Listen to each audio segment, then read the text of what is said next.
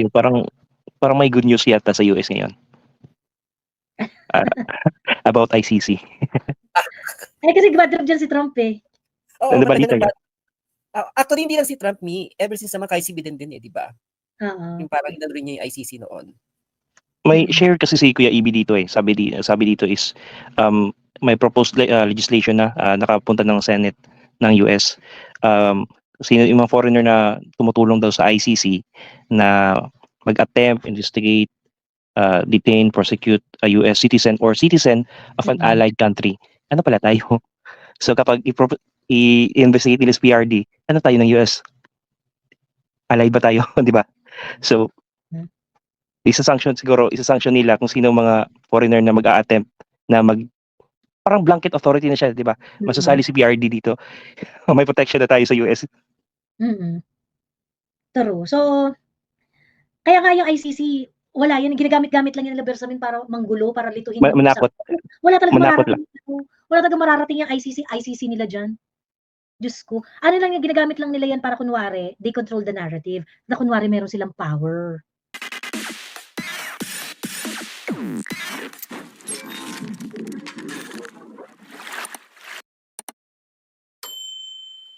Mag-back with international, basta matag as international, parang ang sarap-sarap pakinggan sa mga Pilipino. Ganun yung point nila eh. Alam naman ng mga Pilipino, merong inferiority complex, so parang feeling natin kapag ka merong something foreign, better. Ganon. So yun, so wala siya mararating. Kaya yung mga putak ng putak na yun, ma-ICC. Hindi man ako kinakabahan dun.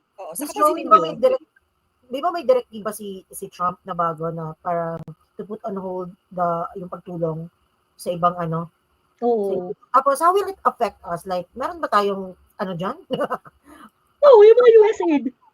Yung sa USAID. Okay. Oo, mga USAID, ayun. Ayaw na nila, di ba? Ayaw na nila magbigay kasi nagpa-perpetuate daw ng evil. Saka yung ICC na yan, pansinin nyo, pinaingay nila uli nung nagkaroon ng issue sa BICAM. Di ba? Magkipagtulungan daw sila. Kasi nag-iingay si PRRD, iingayan rin nila yung ICC. ICC, saka EJK. Yan. Pansinin nyo. Ayun, iiyak si Risa, wala na USAID. Actually, Risa talaga yung apektado dyan. Saka meron pang isa, Miss Joey, yung best friend ni Sass daw. Daw. Apektado din daw dyan sa pagputol ng tulong. Alin? Yung may nagsabi kasi, may nag-comment sa Facebook na pati din daw yung best friend ni Sass, si RH, ma-apektan din. Ng USAID. Oo. Well, very likely. Ayun. Just me. Anyway. Mukhang bibigyan mga kakapink ngayon yung bill ni Risa. Parang pinapalabas silang bobo na naman yung mga DDS daw kasi ang nakalagay daw doon sa provision is DepEd and international standards. Ang pumalag din doon yung mga kakamping ka. Hindi ba? Si Sireno. Si Sireno pumalag doon. Si Sireno ang nang-away doon. I think si Sireno, sabi nga ni kasi very yellow talaga yan si Attorney Sireno eh. So malamang ito si Attorney Sireno, meron rin siyang funding na against dun sa ganung klaseng mga values, kaya binira niya si Church. Pinag-usapan nila ng jowa ko yan kanina. Sabi ko na, bakit sila Attorney Sireno yung gigil na gigil kay sa ni Risa? Sila yung nangunguna na durugin yung CSE ni Risa. Oo, makakampi sila supposedly. Oo, syempre magkakampi yung mga yan. Magkakakampo yung mga yan, magkakaparlor yung mga yan eh, 'di ba? Kasi sabi, nauwi na kayo usapan dun sa na feeling ko ito si Risa, masiba. Hindi nag-share. Kaya yan, binibira siya ng kakampi niya. Or iba yung tugtugin na sinusunod ni Justice Attorney Sereno. Pwede rin na si Attorney Sereno, meron rin siya sariling funding, 'di ba? Meron siyang lakad. Meron rin siyang ibang lakad. Pero kasi bida as it may, talagang binan 2-3 punch talaga ni Attorney Sereno si Risa dito eh. Kinawawa niya talaga ng bongga eh. 'Di ba? Tas alam mo, gumawa pa talaga sila ng content na yung information na drive na yung pinanood natin sa live din nung isang araw na talaga, kasi itong ginagawa nila nito ay emirate, ganyan. I mean, nag-effort talaga sila to make materials in order to fight the CSE of Risa Ontiveros, ganun.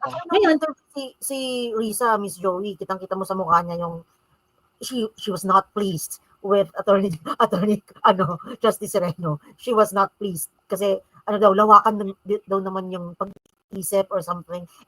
'Di ba? Sila rin yung nag-aano rin yung sa ano na yan, sa bill na yan. Actually, may kaibigan ako nag-PM sa akin yan. Siguro mga 1 week bago umingay yan. Mm. Na Mm. parang, uy, ipakalat nyo naman to, ano mo sa ano, ganyan-ganyan. Kaya lang hindi ko pinatulan kasi nga, yung kaibigan kong yun, kakamping din. Mm.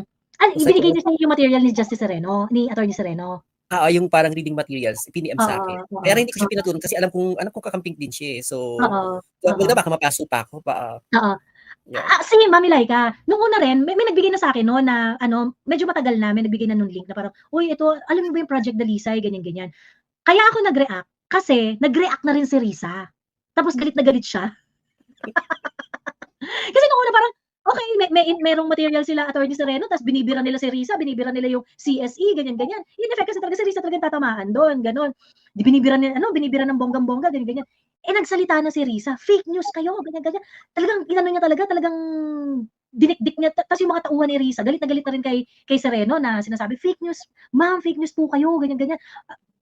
Nagbabardagulan na sila ng wagas. So, at that point, pinanood ko na yung content ni Attorney Sereno, ganyan. At syempre, nakakatuwa rin makita na nag-aaway itong dalawang to.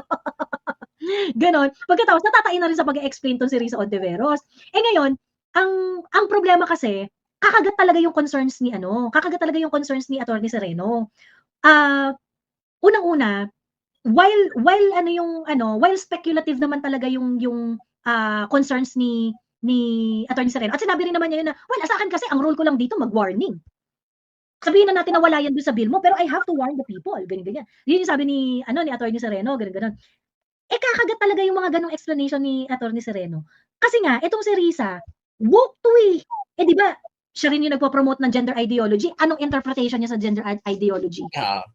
Di ba? Ang extreme rin ng pagkakaintindi niya doon. So ngayon, kahit pa sabihin natin na hindi naman nakalagay doon sa provision ng bill na merong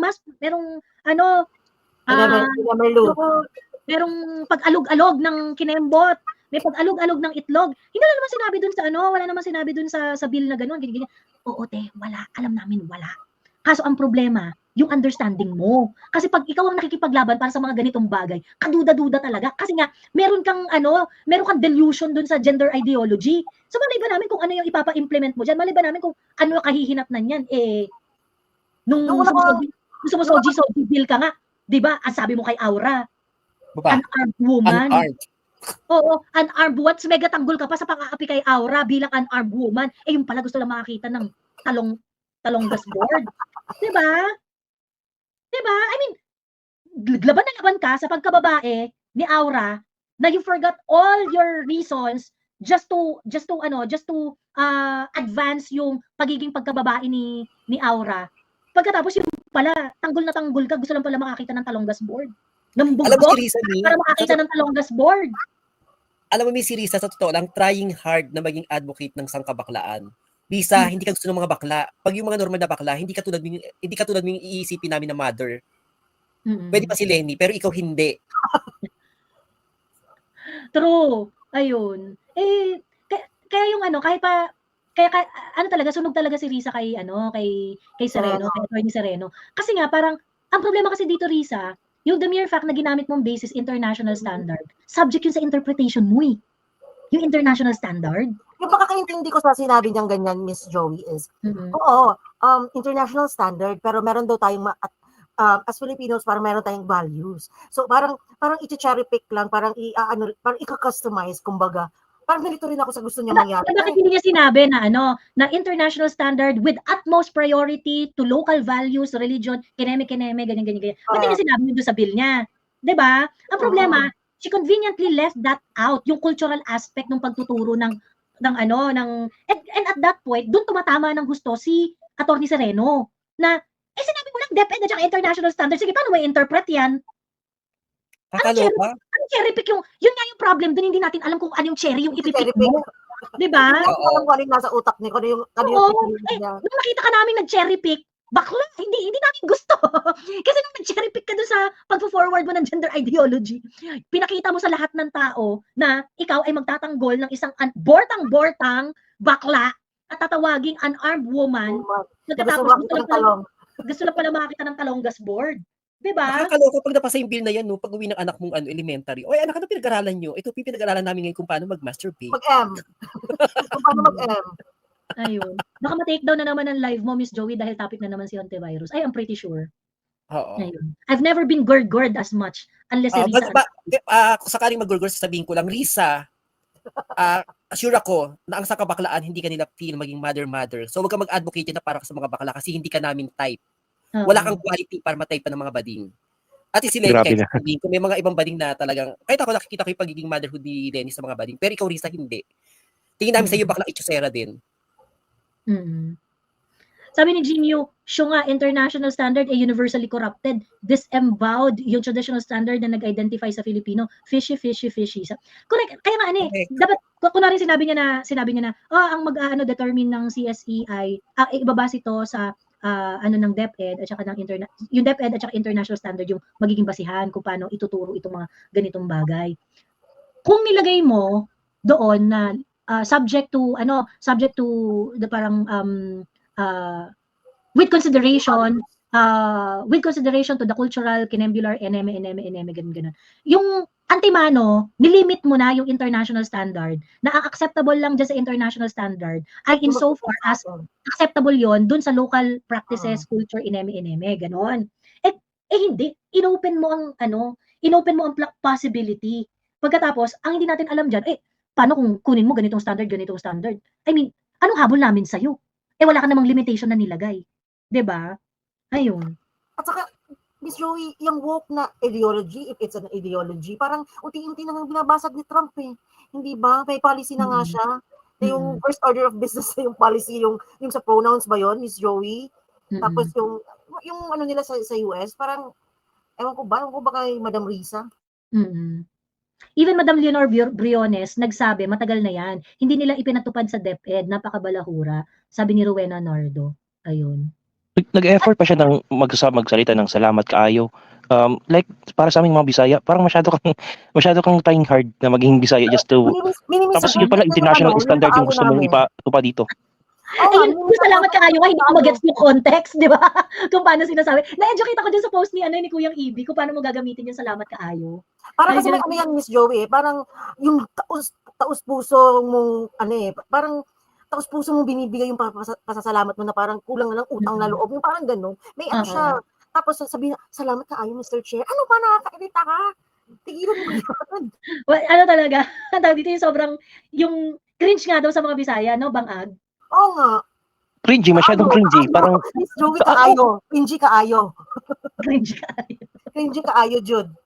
Oo.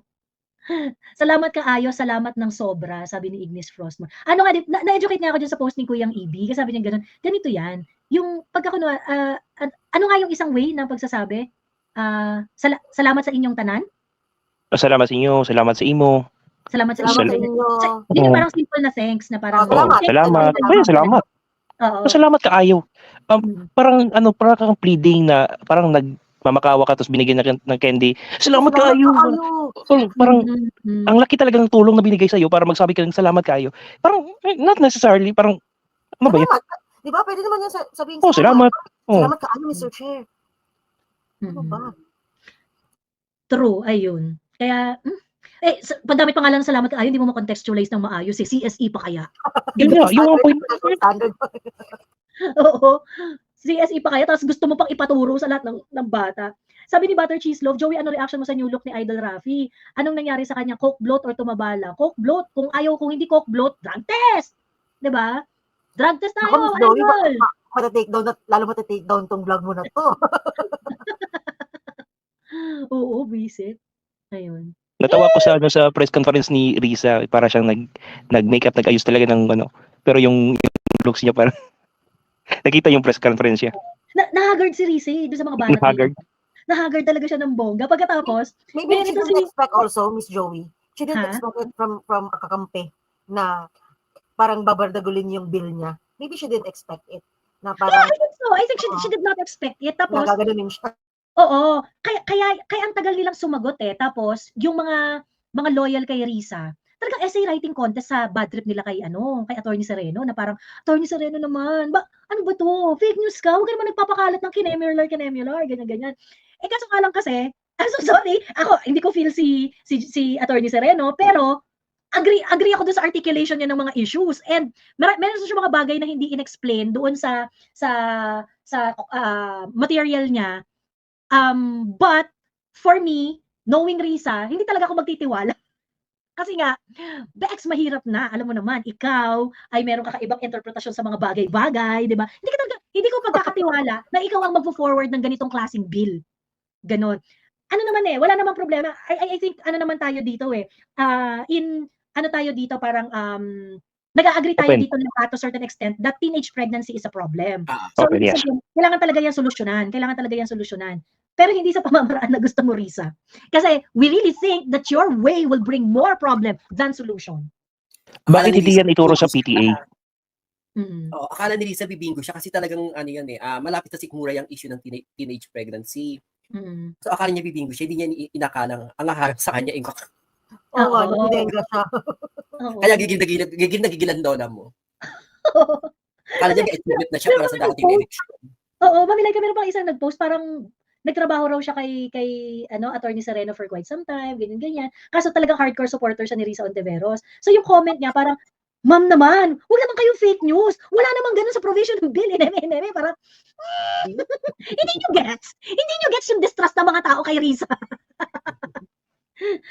hindi nila maintindihan yung distrust ng mga tao kay Risa. Sorry kayo. Unfortunately, si Attorney Sereno exhibits that kind of distrust to Risa Ontiveros as well.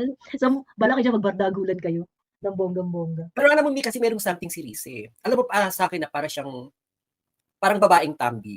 Alam mo, magaling mag-weigh, magaling mag-assess, and then magagamitin kanya kung paano kanya magagamit.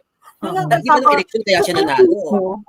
Kaya feeling ko, Mamilay ka, itong si Risa, meron tong hindi magandang relationship with a lot of pink and yellow personalities. Di ba yung parang chismis na may out na si Lenny, si Risa is in. Tapos di ba nung time nung election, di ba, nakita mo, dumistansya yan kay Lenny.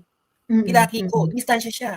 Di ba parang sila Kiko, sila Lenny, makikita mo, may mga sila kung ano. Si Risa hindi nila kasama, dumistansya siya kasi alam niya hindi siya mananalo. Mautak si Risa. Kaya medyo kay Risa kasi parang babaeng tambi din yan. Oo, manggagamit ng sagad, ano? Manggagamit, oo. Hindi ko alam kung nangaasar ba siya kasi I don't know kung na-notice niyo, yung hearing ni na Alice Go na kasi pag siya, just like with Salamat Kaaya, sabihin naman niya, pag siya na, sheshe. Sabihin naman niya, sheshe. Ano ba yan, Risa? Saka diba, sabi nga dati, parang, yung may divide, parang may mga factions na sa kanila. May pro Lenny, may Risa lang, may mga ganon. Kasi, di ba si Trilly nga, sasabi niya na, parang bakit nakipag-meet si Mama Lance kay VP Sara. Diba? So, dapat, you're not worthy of the support, kay Nemerlu, dapat si Risa lang talaga. So, I believe may, kasi clueless rin yung clueless yung, hindi naman clueless, pero siguro parang, maraming hindi tanggap, yung maraming pink na hindi tanggap, na maraming pink na rosa. I think so. Isa siguro si Malutikia rosa yan eh. Isa siguro si Rowena Guanzon, rosa yan eh. And these are the more reasonable pinks. Ito yung mga Isa siguro yun sa pinapalagan niya, Miss Joey, na yung within the group may meron pang mga may amor sa yung sa rosa nga. So feeling ko siya diyan. High blood siya diyan. Maybe it's the cause of the faction or the divide. Mamilay, kasi raw, sabi ni Raquel, ang ka-level daw ni Risa si Trillanes. Parang ibang level daw sa katusuhan si Marty. I have to agree somehow. Ako, mas matalino ng konti si Risa kay Trillanes. Mas maingat, mas magaling manggamit ng tao. Mas magaling siya magsalita, mag-influence. At saka wala naman natang Excel file si Risa. Si Trilly kasi hanggang ngayon, Excel file pa rin. Mas magaling-galing magpaliwanag si Risa kaysa kay Trillanes. Pero sa akin kasi si Tambi, kaya niya nagagawa ngayon yan. Kasi meron siyang pinangahawakang power. Presidente pinsan niya, kaya siya nakakaganyan. So, kung titignan natin si Risa, political capital niya, mas maliit kumpara kay Tambaloslos. Pero and yet, nakaka-arte siya ng ganyan, di ba? Ayun. Pagkatapos, itong feeling ko, itong mga pink. Kasi yung may nagkwento lang sa akin ito na very into the left movement, ganyan. So, okay naman tong kakilala kong left siya, pero reasonable, ganon. Yung, sa pagkakaalam ko yung KMU kasi, hati yan. may mga KMU na maka-Duterte, merong KMU na ano pa rin, yung kumbaga parang just like any other Makabayan block, gano'n. Pagkatapos, merong sa itong kalahati ng KMU na 'to na parang merong sympathy kay PRRD, medyo quiet 'tong group na 'to, gano'n. Pagkatapos merong mga ibang parte ng yung mga left groups din, they are starting to get bad trip with Risa. Kasi nga, parang nagiging sobrang yan chami-chami kay BBM, gano'n. Eh, siyempre, yung mga left, ito talaga yung buong buhay nila anti-Marcos sila, Oo. 'di ba? So hindi nila matanggap na parang hindi, not even for politics, you cannot just do that, gano'n. Tapos hindi pinapakinggan ni Risa, tuloy pa rin siya sa pagpapakatuta kay Bongbong. So, yun yung isa sa mga ugat daw kung bakit may cracks in the mountains, gano'n. Merong They don't like the fact that RH nagpapagamit masyado si Risa kay Bongbong. sleeping with the enemy ang drama nila. Oo. Ayun. O kita mo 'di ba si Raul Manuel saka si Franz Castro nagsabi na may blanco pero si Risa wala. Oo. Oo, Diba? hindi So, isa yung tugtog nila. Oo, hindi talaga naisa yung tugtog nila, hindi naisa yung tugtog nila. So ngayon, ano talaga parang akbayan na lang yata yung trip si Risa, gano'n eh. The rest, hindi talaga bet. Eh, naalala niyo nung pinalabas ko rin yun nung nag-file ng remember yung impeachment case laban kay Inday, merong December 2, merong December 4. Yung December 2, ito sila Leila de Lima. Tsaka yung sila Leila de Lima, sila yung congressman na Ngiwe, yung naalala niyo yun? Yun yung kasama ni Leila de Lima. So ngayon, etong grupo na 'to, ito yung grupo ng mga left na medyo feel nila si Risa, gano'n. Kasi si Leila de Lima, si yung sitting congressman na ganyan. So parang medyo yun yung group na parang medyo okay kay Risa. Yung December 4, ito sila Teddy Casino, sila Franz Castro, sila Arlene Brosas, ganyan. December 4 sila nag-file. Pagkatapos, tinanong si Franz Castro tungkol dun sa, meron po ba yung problema sa akbayan? Ganyan. Eh, yung akbayan kay Risa yun eh, di ba? Ayun. Tapos, nagsalita dun si Franz Castro na, tawag dito na, talagang magkaiba kami sa ganyan. Pero may mga bagay naman na pinagkakasunduan. So, dun sa mga bagay na pinagkakasunduan, okay lang, ganyan. Pero yung crowd, nag-i-insinuate na merong bigger issue than that. Kasi parang tinotontot nila si uy, ginaganon nila si Franz Castro. Sige na, sabihin mo na, nagaganon. So, ibig sabihin, meron talagang trouble in the mountain. Meron talagang trouble in the mountain. Actually, di ba yung akbayan sa Makabayan? Ha? Yung akbayan sa Makabayan, talagang ever since naman may something yung dalawang yan eh. Ayun. Eh, feeling ko baka feeling na ngayon nila nito nila Teddy Casino, nila Franz Castro, feeling nila ginagamit lang sila ni Risa. Baka wala silang makuhang pakinabang dito kay Risa. Sinusolo ang lahat ng funds. Ayun. 'Di ba? Walang love sa kanya si Attorney Sereno. Walang love sa kanya sila Franz Castro. Actually, hindi surprising, Miss Joey, di ba? Dun sa ginawa pa lang niya dati sa mga Duterte, pumunta siya ng Davao. Humimod pa siya doon. Tapos, nung nanalo siya, babu, anti-Duterte na siya. So, it's not really surprising na ganito yung may mga ayaw talaga sa kanya. Even malamang yung, kasi tayo nakita natin yung katraidoran, yung pagiging manggagamit niya, very clear sa atin eh. Malamang, ito sila, nakita rin nila yung ganung ugali ni Risa. Eh kaso nga lang, syempre, on paper, magkakakampi pa sila, kaya hindi lang nila ma-criticize ng, Percival Sedanya, yes, siya. Thank you, Busog Kid. Si Percival Sedanya. Siya tingin ko naman pagdating kay Duterte, pere-pera sila, pero pagdating sa ibang punto, tingin ko magkakalaban din yung mga yan. May isa kasi silang goal, Miss Laika, that is, mapatumba nga yung so, nagkasundo sila doon, pero kung tatanggalin yun, may talaga, may mga faction talaga. Ayun. So yun lang, yun ang kwento ng buhay diyan. Yun ang kababalaghan. Yung na malaking damo. Yung nandito yung niya, yung si Percival nga. Paano nga ba yun? Saan ba siya sumikat dati? Nagulat natin sa TikTok yan before eh. Oo, parang pamilyar yung pagmumukha niya sa akin eh, nakakadiri. Yung congressman ngayon? Oo, yung Percival. Ito siya. Teka. Alam mo kung ako yung lalaki o kaya yung cold boy, parang nakakadiring ko. Baka sa TikTok yun, TikTok days niyo pa yun, Miss Laika, ni Miss Joey. Baka. Alam mo parang sumasagot to dati sa mga Yan ba yung na-deform na Chiljock, no? Ang sama. Ang sama. Oo! Okay. Oo, ayan, ito. Oh, pamilyar yung mukha. Baka nga sa TikTok noon. Sa TikTok, nagti-TikTok to before eh. Nakikipagbardahan to sa atin before. Actually, Kuya Bang, para siyang pinag-mix ni Raul Manuel at saka ni Chiljock, no? Kaya may tama ka dyan, may point ka dyan. May deformities, oh. Tapos ngayon, yung stand ni Risa dito sa Bicam, ang sabi niya, wala daw siyang nakitang blanco. Yeah. Ba't hindi siya pumirma? Parang nakahalataan ko yung mga nila, mga linyahan eh. Alam nila may mablangko, pero yung during press presentation or may press con or mga ambush interview, ang isang linyahan ng mga senador is, I believe, wala akong nakita. Parang pabalik-balik sila ganun. Oh, wala naman akong nakita. I believe. If I remember it correctly, wala namang blanco. Mga ganun. Dapat more on assumption. Kasi nilabas na ni Attorney Vic yung official na, yung official, may date receive eh. May date receive eh, yung yung Diyos ko po, hindi nila maaano si Attorney Vic sa ganito. So, meaning nakarating sa presidente yung dokumento na blanco, kulang-kulang blanco, and yet napirmahan.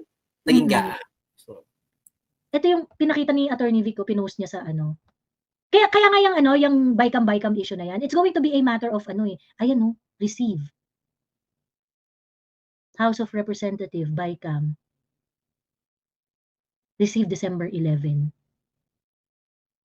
Sa akin lang ha, anything about budget, anything about pera kapag magulo, ibig sabihin may something. Oo. So dapat mo sisihin. Mm-hmm. Yung mga takatang Pilipino na nagsasabi, ganyan, parang sigurado kayo. Kung pera nyo yan, tas ganyan, halimbawa pagpalagay yung pera nyo yan, hindi ang pera ng gobyerno, pera nyo. Tapos yung mga namamahala ng pera mo, ganyan kagulo yung maglista. Oo. Papayag ka ba? Diba? Nakakabwisit kasi, it is not as if pinupulot ng mga taxpayers yung pera diyan para mapondohan yung gobyerno nagpapakaputa yung mga trabahante ng mga Pilipinong trabahante. Tapos lumalaban ng patas sa buhay pagkatapos ganito yung ibibigay niya. Kaya ka nagigigil ako diyan kay Stella kay Kimbo. Kasi parang bibigyan mo kami SP nag-explain na SP. Putang ina mo, ikaw ang committee ng chair ng appropriation ngayon sa House of Representative. Walk us through, bitch! Tapos sabay sakay sa kanyang artista van. Oo. Pinakautan yun. Parang talaga ba? It will take nagmamadali ka, it will hurt you to give like 2-minute answer doon sa tanong ng reporter. Ewan ko sa'yo po kaya sa Marie. I mean, si Stella Kimbo should not have any government position ever. Mag-teacher na lang kasi. Effective yata siyang teacher. Mag-teacher na lang siya. Naku, nakakatakot pa. Baka kung ano-ano ituro sa mga bata. Yung, ano ba siya, Miss Joey, no? Dati? UP professor or teacher? Alam ko yan. Kasi econ major yan. Okay. Diliman siya. Ayun. Parang, may si Luis Tro, mataitay rin sa pag-explain tungkol dyan sa blank na pages sa by camera. Ay, mukha pala kay Luis Tro, pag mukha pala, mukha ng Alam mo mukhang Mukhang Laila. Bumabahang bigay ko lang kay Speaker Martin Romualdez. Ang sarap sipahin sa mukha. Alam mo parang alam yung halimbawa yung may kilala kang piling mayaman, piling fabulous, tapos bigla lalapis sa'yo, pera mo na ako ng pera, ibabalik ko sa'yo bukas, pero hindi mo paparin kasi hindi ka tiwa-tiwala. Galing yung itsura niya. Scammer. Scammer, totoo. Huwag kalimutan si Saldico na ang approp niyan, siya isa nag-Bicam, sabi ni Ocean Painter. True. At hanggang ngayon ay hindi rin nagsasalita pa. In fact, si Stella Kimbo, kung matinu-tinu lang siya talaga at hindi siya talaga kasama dito sa kagaguhan na to, Stella can simply dodge the obligation to explain by saying na you have to ask Saldico because he is the chair of the APRO when the Bicam was signed. Pwedeng ganun in order to relieve herself. In order to relieve herself dun sa pag-explain. 'Di ba? Kung nag-iisip ka lang talaga naman, kasi ang trabaho mo talaga, kasama ka talaga sa kawatan, Stella. Yun, kaya hindi mo masagot. Pwede mong i-relieve yung sarili mo dun sa obligasyon ng pag-explain had you thrown the ball to Saldico. Pero hindi mo ginawa. It will not take you more than 1 minute to say it. Bitch! But that's not the plan daw kasi, Miss Joey. The plan is to say na wala silang nakitang blanco. Oo. Kasi kasama kasi siya. Kasama kasi siya sa True. nagtatanong, 'di ba? I True. mean, how do you want us to think about it, Madam Stella? 'Di ba? Pwede mong i-dodge yung question at pwede mong pataihin sa salawal si Saldico kung wala ka talagang kinalaman diyan. Pero hindi, matai-tai ka sa pag-e-explain.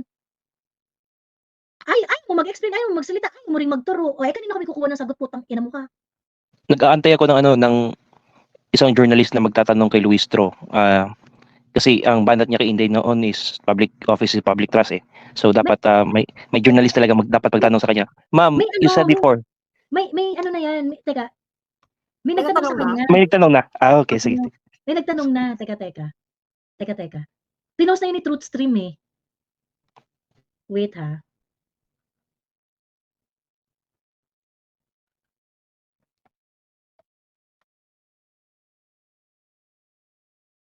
Sige, chika lang kayo dyan habang hinahanap ko yung video. Na-excite kami. Sino yung journalist na yung pinost mo? Parang sabi niya okay lang naman. Yung safe lang siya. Sure. Oo. Sa Manay ba yun, Miss Joey? UNTV. UNTV. Naalala ko nung Ganun mag-reporting. may Ganun journalist dapat. Oo, may journalist din na umakit sa atin nun, pero hindi siya nagsasabi kung sino siya. Oo. Hindi kaya siya yun? Parang, wait lang, andito na yung inaabangan namin na baba na muna ako. Remember nung TikTok days natin? Oo. Posible bang siya? Hindi ko alam. Oo. Pero na to attack UNTV, napaghalatan ko kasi yung UNTV ngayon eh. Parang leaning towards admin sila. Ano kasi talaga sila, let's call it spade a spade. They want to keep their safe space. Ay, kay Dare to Ask pala. Dare to Ask pala yung Dare to Ask pala yung nag-post. Ayun, mabalik lang tayo. Ano talaga, ako tingin ko gusto ng UNTV, to be in a safe space. Yung hindi sila kaaway ng admin, hindi sila kaaway ng and at the same time, they want the best of everything. Ganun. So kaya hindi mo rin talaga sila maaasahan to make a very hard stand. Kaya hindi bold yung statement nila, Miss Joey, no? Oo, kaya hindi bold yung statement nila. And to certain extent, maintindihan mo kasi syempre they are protecting their 100-year organization. 'Di ba? So, ayun. So, kumbaga parang hindi sila ganun, to put it bluntly, hindi sila kasing tapang ng SMNI. At saka Miss Joey, sa experience ko lang sa mga ANC, mababait kasi sila. And saka mo lang makikita yung pangil nila pag kinanti mo sila mismo. And right now, hindi pa kasi sila kinakanti talaga directly ng direkta. Kaya ng mag-yield pa rin sila sa kaya very pa lang sila. Very relaxed pa lang sila sa statements, sa actions. Pero pag kinanti na sila ng harap-harapan, I believe. That's the time. That's the time that they're going to really Ayan, ito. Panoorin natin. Sige, bago ako mag-end live, pagtripan natin si Luis. Go. Ay. Ito, galing to sa Pinost ni Dare to Ask. Yes, I am part of the Appropriations Committee, but I was able to join only the budget briefing that is for budget of 2025. There are only few members of the House and members of the Appropriations Committee who were able to join the BICAM. I believe you've seen them in the news during the bicameral conference committee and the subsequent approval of the budget. Lumalabas na mga black pages din po doon sa Hindi naman yung ni Luis Tro, nawala yung angas. Naging pa-cute. Naging pa-demure. Oo. Nawala yung niya, camera, yung parang Miriam yung mga eksena. Diba? Oo, nawala. Naging pain. Naging Kimbo. Oo. Naging meek. Mami, napansin mo, si Kimbo siya, yung mga mayayabang dati, bakit ganyan sila ngayon? Diba? Biglang baby-babyhan. Diba? Naging pa-baby girls. Oo. Nani-ratify po ninyo. Nakita niyo na rin po ba? Nablanko po ang mga Well, as I have said, I did not get the chance to participate during the bicameral conference committee, but I am inclined to believe na wala namang naglalabas ng bicameral conference committee with blank pages. That's what I believe. And as far as me, I'm very safe. I'm inclined I to believe. Diba? Halos lahat ng mga linya nila, I believe. Kasi meron nga. Naniniwala ka kaso meron ebidensya si Duterte. Ilabas nyo ang kopya nyo. Meron kayong email. Sabi nga ni Kong Ungab. Meron kayong email December 11. Ilabas nyo yung mga kopya ng mga putang ina nyo. Nandun yung blanco. Hindi na Kasi after sasabihin ng na I BICAM, believe. after ng BICAM meeting, natural papadalan sila lahat ng congressman niya. Ito na yung BICAM Mm. report, ito na yung budget nyo para ma-inform kayo. So, imposibleng wala silang kopya nun.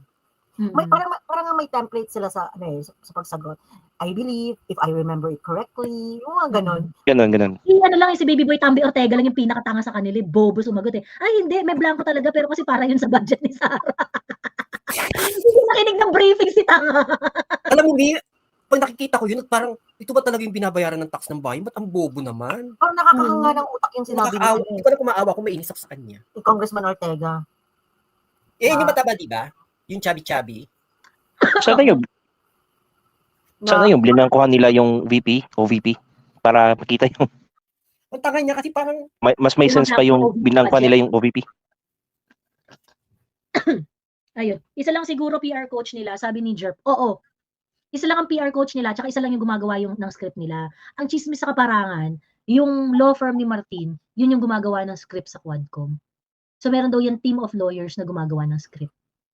Nagda-draft ng questions, ganyan. Pagkatapos binibigay lang sa mga sa mga binidistribute lang sa dinidistribute sa mga magtatanong. Yun ang chismis sa kaparangan.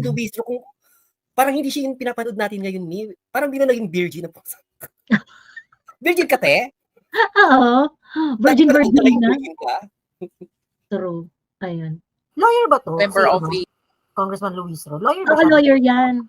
Bakit walang nag-lodge ng complaint sa kanya sa IBP nung tinago niya yung husband? Oo. Dapat actually bawal yun eh. The Appropriations Committee is concerned. Si Kong Manuel po nakatanggap po nung Bicameral Conference Committee report that was given po sa mga congressman na niratify po ito. Kinonfirm po nila may mga blanco, 14 blanks. Specifically sa DA, marami po ito. Yeah. Well, with that, then I have to look into that, no? Pero in as far as I am concerned, I have no personal knowledge about those blank pages in the BICAM report. Pero would you know kung sino yung from the blank to sa GAA? Sino yung nag-fill in the blanks? I have no knowledge because as I have said, I did not get the chance to participate in the BICAM kasi yung members ng BICAM, ini-elect din yan eh, kung sinong uupo as representatives of the Committee on Appropriations of the House of Representatives, and there are only few. If without proper authority po, yung naglagda or yung nag-fill in the blanks po doon, sabi po doon sa classification of legislative documents, article 170, I guess. But can you expound on that? I think it's best if you will be asking those who were able to participate in the bicameral process.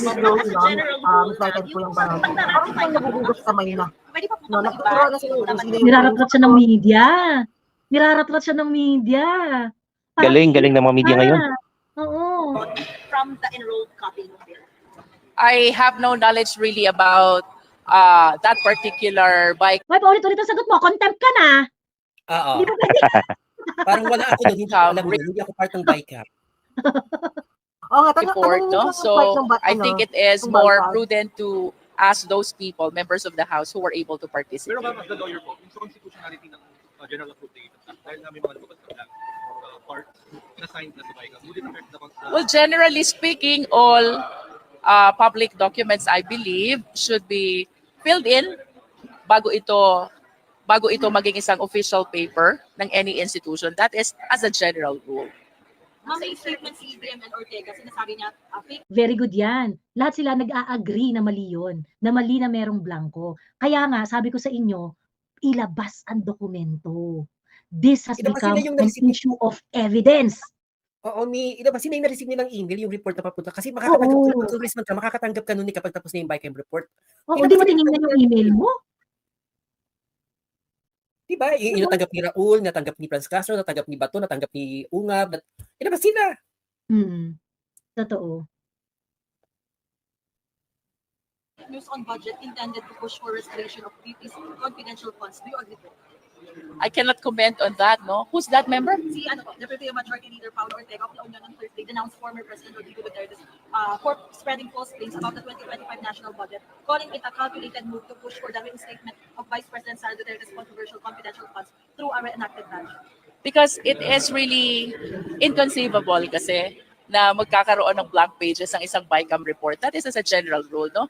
Pero for me who was not able to participate in the BICAM process, I wish to leave it to those members who were able to take part in the Bicameral Conference Committee. Tira si ang pangalan nito? si Luis Tro, kahit pa paano nag-iisip siya, dinodge niya yung question na wala akong alam kasi hindi man ako part ng BICAM. So, Nagugas hindi ko- kamay na siya. nagugas kamay na siya, ganyan-ganyan. Pero kasi ang problem dito, hindi ka pa rin lusot, Luis Tro, Jervil, hindi ka pa rin lusot kasi may kopya ka. So maaaring hindi ka part ng deliberation, pero dapat you should look at the budget kasi that's part of your, you should look at the BICAM report. Kasi trabaho mo yung magbusisi ng budget eh. Eh ang bonggang-bongga pa naman yung participation mo sa budget. Ang dami-dami mong kuda doon, 'di ba? So imposible na hindi mo nakita yung report itself. 'Di ba? Imposible hindi niya nakita 'yun. Ilabas mo yung kopya mo. Hindi ka maso-solve mo, hindi ka masa-save nung hindi ka masa-save nung, ay ang tanungin niyo na lang po yung ang tanungin niyo na lang po yung mga nag-attend ng BICAM. 'Di ba? Yung sa budget ni Inday Sara, huwag kasi kayo makabusisi kasi piling nyo parang obligasyon yung busisiin. Binatawag nyo Kahit confidential. Tapos kahit confidential. Tapos ito ngayon, parang hindi ko alam kasi hindi naman ako kasama. Parang shoota ka, budget nyo yan. Kayo gumawa niyan. May tanong ako, yung process ba ng ratification, ano ba yun? Yung process ng ratification. Di ba kapag katapos ng BICAM, may BICAM report, ira-ratify nila yung BICAM report. Di ba? Ira-ratify nila yung kasi yung reconciled na bills, yung version ng Senate at saka yung version ng House, which is basically what is contained in the bicameral report conference. Bubotohan ba yan? Dapat botohan ba yan? Botohan. So, may tayo figures kung sino bumoto ng yes or no? Dapat. Kasi yung dadalhin nyo sa plenary para i-enter yung vote eh. May minutes yun, no? Kung okay na siya, oo. Ayun, pagkatapos, when everything is, recorded, okay na, ganyan-ganyan. So, magiging gab na siya. So, pipirmahan na siya ng APRO at saka ng House Speaker para, yun na yung magiging enrolled bill. Yun yung itatransmit doon sa Office of the President. Sana makuha ni Kung Ungab yung sino yung mag-agree or nag-ratify ng GAA. Ano? Ay, hindi, yun Sana ang GAA, si BBM na yun. Kaya, kumbaga, pag pinirmahan na ni BBM, magiging GAA na yun. I mean yung GAB. Yung GAB. Yung GAB, di ba dapat pagbotohan nila? Tapos, di ba may BICAM report, naging ira-ratify nila. Tapos yung nag-ratify nun, dapat makakuha tayo ng copy. Sino yan? Makakuha si Kung Ungab. Sino yung mga nag-ratify? Yun ang aming posibility tayo makakuha. Kasi di ba yung BICAM report, yung final na output nun, yun na yung pinag-agrihan ng Senate saka ng Congress. So parang nailabas na yon, nag-agree na sila. Dapat walang blanco yun. Pag ginawa mong enroll bill na kapag naging GAB na. Ang problema, between BICAM report and GAB, kung sinasabi talaga ni BBM na na-receive niya yung GAB na walang blanco, paano sino naglagay ng figures doon? Sa BICAM report may blanco. Kasi mag-research natin dito ang mga reasonable speculations nga dyan ay nung, di ba, blanco. So ngayon, ira-ratify yan sa sa House of Representatives. Doon nagkaroon ng fill in the blanks kasi at the time na ni-ratify siya, kasi magtatransmit nun House of Representatives. Congress. Oo eh. So yun. So pwede sa Congress nangyari. Or pwede rin namang mga nag-ratify kasi. Sinabi ng Congress na, nag-ratify kami pero may blanco. Yung bahala ka na BBM. Pwede naman ganon. Pwede rin ganon, oo. Kaso, dininay na ng Office of the President na yung na-receive nila may blanco. So, turuan sila. Putang ina ninyo. Sa what point siya nagkaroon ng laman? Ang talagang number one suspect siya, House of Representatives. Si Tambian at saka si Zaldico. Ang ko naman sa kay BBM, kapag pipirma ka, dapat kukunin mo lahat ng papeles. Yung BICAM report, siguraduhin mong align dun sa GAB, bago mo pirmahan para maging GAA. Hindi mo pwedeng sabihin, di ba't sa akin, kumpleto naman yan, tapos pinirmahan ko na, o kaya nireview ko, tapos pinirmahan ko. Hindi pwedeng ganun. Dapat due diligence. Pera ng bayan yan. Oo. Tapos pretend pa sila na naubusan sila ng holiday, no? Oo, parang akala mo naman parang mga kanakawawa. Yung pala, hindi naman pala nag-review, hindi naman pala scrutinize. Ano yan, nag-jamming lang kayo dyan, di ba Samin? True. Oo. Walang ginawa. Parang nagpaalam sa magulang, mag-overnight, mag-review, nag-inuman lang pala. Buisit. Sa ating mga kababayan, kasi iba baka nag-worry sila na anong nangyayari sa programs and projects ng gobyerno. Ano pong mensahe nyo as part of majority lang amid all these issues po? Well, as part of majority, I think we are steadfast on our commitment to the people to advance and promote the best interest of the Filipinos. Because that's what you see in the administration naman, di ba? Amid all the issues and struggles that the administration are facing and encountering, hindi naman natitinag ang ating presidente Hindi naman natitinag ang ating administrasyon. I believe that everybody, even the cabinet members, we are all focused on advancing and promoting the best interests of the Filipino people. Pero sabi nito, nakakagigil. Anong best interest? Wala kaming makita. Taing-taing, Anong best no? interest? Enumerate. Wala kaming makikita. Anong best interest? Motherhood. Taing-taing. So if in case na he succeeds, are we ending up with a reenacted budget? Succeeds on what? Yung pag-discredit doon Questionin daw po sa Supreme Court. Well, let's wait until the Supreme Court resolve whatever action or petition he will be filing with the Supreme Court, no? Mahirap mag-comment on something which they have not done yet, no? Let those interested people file the necessary petition or action in the Supreme Court. Tayo naman ay napakataas ng tiwala sa ating hudikatura. I believe that they will resolve it strictly in compliance with our existing rules and laws. Pero far-fetched po ba yung idea ng reenacted budget? I cannot comment yet, no? I cannot comment yet. But in as far as we are concerned, the budget process is done and it is due for implementation already for the benefit of the Filipino people, no? So sana makausad na tayo para mapakinabangan na ng sambayan ng Pilipino itong budget na pinag-aralan at pinaghirapan ng Kongreso. And when we say Congress, we're referring not only to the lower house, we're referring also to the upper house. Kalahating bilyon sa Dami ang budget Senate. program. Walang nakalagay na detalye, special program ng kalahating bilyon. Anong? Ano mapapakinabangan ng Pilipino? Pakinabang namin dun. Diyos me. Napa-fact check palagi, Miss Joey. Una sa flood control, na-fact check ng bagyo. Tapos ito naman, binusisi at pinag-aralan daw nila bago niya pinirmahan. Yung pala, hala, pirma lang siya, sinungaling talaga. Sabi ni Aldrin Calika, ayan, galit na siya. For the benefit of the crocodile. Totoo, para makausad na tayo para mag-benefit. Lol! Gusto niyo makausad na tayo para makuha ninyo, kobra ninyo. Bumabangon tayong lahat magtrabaho sa umaga. Again. Again. Ang tawag dito, hindi ako mangingimi na tawaging magnanakaw ng pera yan si Jervil, si Luis Tro. Diba, Kasi, dahil sa sinabi ni Magalong na 777 at 30-30-30, saan ka kumubra doon? Saan ka kumubra doon, Ursula? Diyos ko. Sabihin mong hindi ka nagnakaw. Sabihin mong hindi ka magkano ang nakubra mo kay Tambi? Diba? Magkano nakuha mo kay Tambi? Kakatahol mo. Sila yung mga number 1 tambalalay, di ba? Ayun. Kung yung mga LGU nga nakakakuha ng pera kay Tambi kay Tambi ha, nakakakuha ng pera kay Tambi pagka susuportahan nila si Tambi, kayo pa? I'm pretty sure meron kayong sariling version ninyo na 777 at 30-30-30. Diba? Yung asawa niya tatakbong mayor ng Batangas. Oo, tapos Mami Laika, yung asawa niya, ang kalaban ng asawa niya yung incumbent. Yung incumbent mayor. Yung incumbent mayor hindi na tumakbo, nag-withdraw. Kasi hinaras with lawsuits. May mga kaso siya na binuksan. May mga kaso yung current.